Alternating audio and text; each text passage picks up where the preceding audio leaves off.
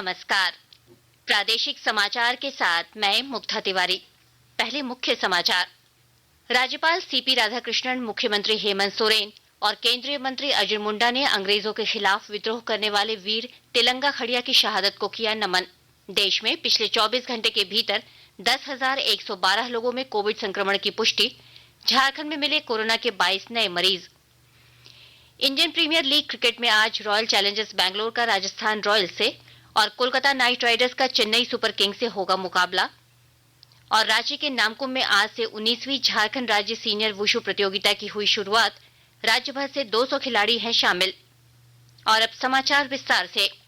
राज्यपाल सीपी राधाकृष्णन, मुख्यमंत्री हेमंत सोरेन और जनजातीय मामलों के केंद्रीय मंत्री अर्जुन मुंडा ने अंग्रेज शोषकों के खिलाफ विद्रोह करने वाले अमर वीर शहीद तिलंगा खड़िया के शहादत दिवस पर उन्हें नमन किया है।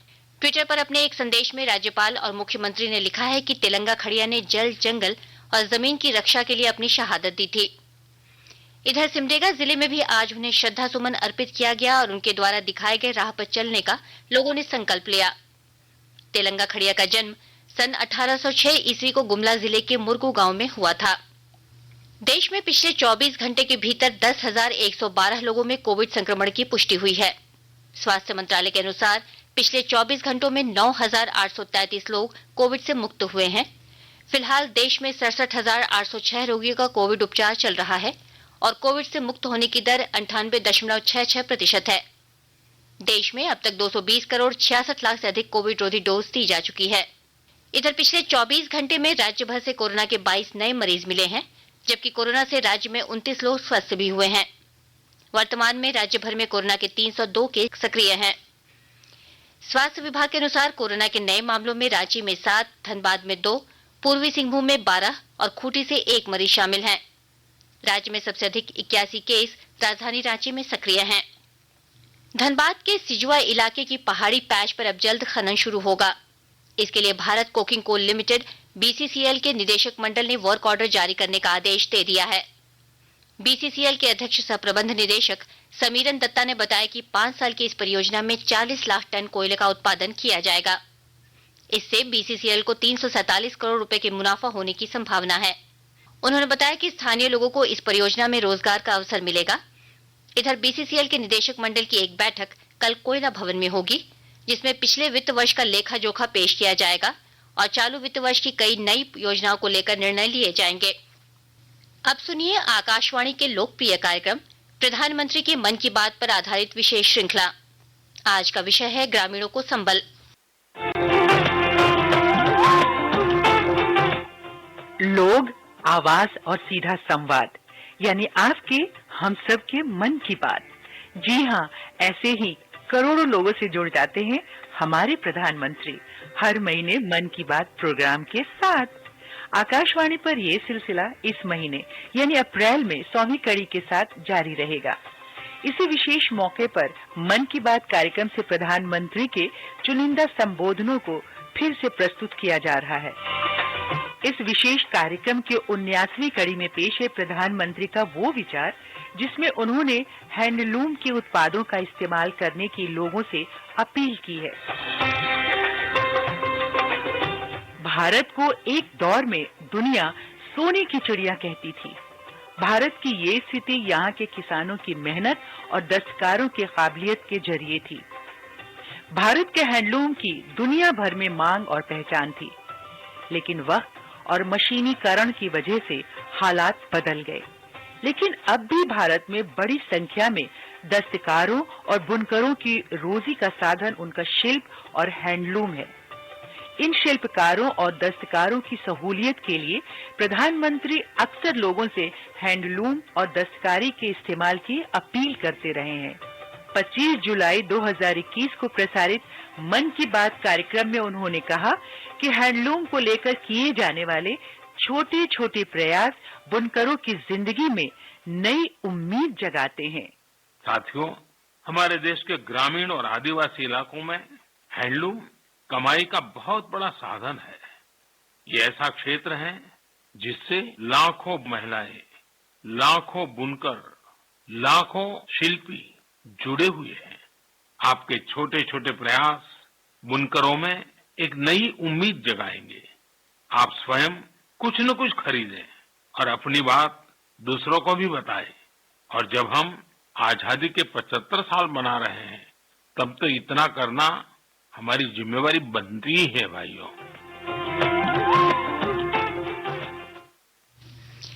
आकाशवाणी के ताजा तरीन समाचारों के लिए आप हमारी वेबसाइट newsonair.com पर लॉग ऑन कर सकते हैं।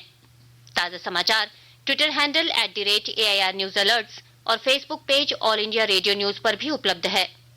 आप प्रादेशिक समाचार एकांश के ट्विटर हैंडल @AIR न्यूज_रांची और फेसबुक, इंस्टाग्राम पेज तथा YouTube channel AIR news Ranchi पर भी हमारे बुलेटिन सुन सकते हैं। प्रादेशिक समाचार आप आकाशवाणी रांची से सुन रहे हैं। हजारीबाग जिले के बड़कागांव प्रखंड में प्रस्तावित गोंदलपुरा खनन परियोजना के तहत प्रभावित ग्रामीणों के साथ एक परिचर्चा का आयोजन किया गया।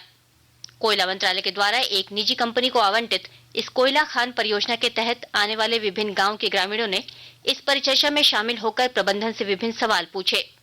इस दौरान ग्रामीणों और रैयतों ने जमीन के बदले मुआवजा और रोजगार की संभावना समेत अन्य विषयों के बारे में जानकारी ली। हजारीबाग जिले के चौपारण से पुलिस ने 290 किलो डोडा लदा एक ट्रक जब्त किया है। जिले के पुलिस अधीक्षक मनोज चौथे ने बताया कि वाहन में 20 प्लास्टिक के बोरे में डोडा पाया गया, जिसका वजन 290 किलोग्राम था।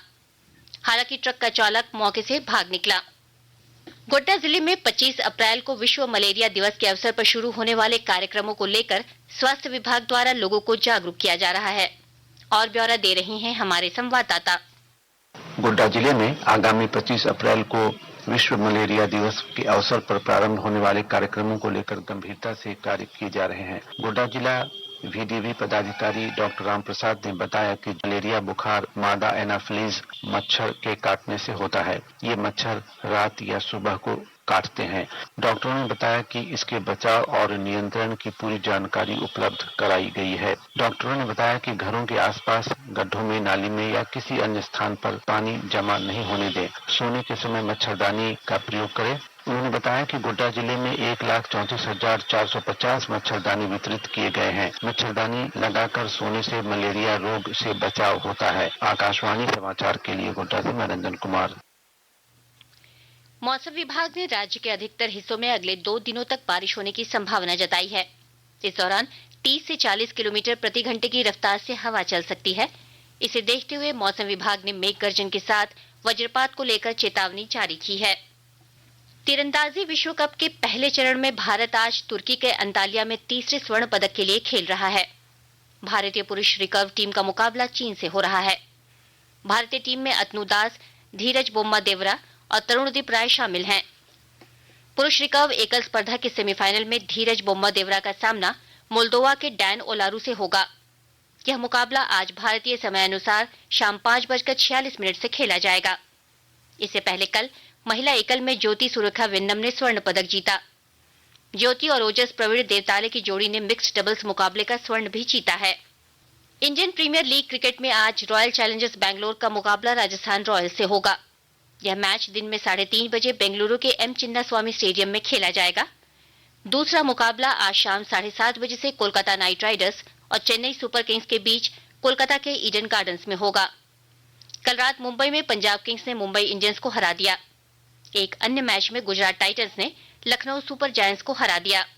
रांची के नामकुम में आज से 19वीं झारखंड राज्य सीनियर वुशु प्रतियोगिता की शुरुआत हुई। झारखंड वुशु एसोसिएशन के अध्यक्ष डॉक्टर प्रदीप वर्मा ने बताया कि इस प्रतियोगिता में राज्य के विभिन्न जिलों से करीब 200 खिलाड़ी भाग ले रहे हैं। यहां बेहतर प्रदर्शन करने वाले खिलाड़ियों को पुणे में आयोजित होने वाली प्रतियोगिता में भाग लेने का मौका मिलेगा। अंत में मुख्य समाचार एक बार फिर।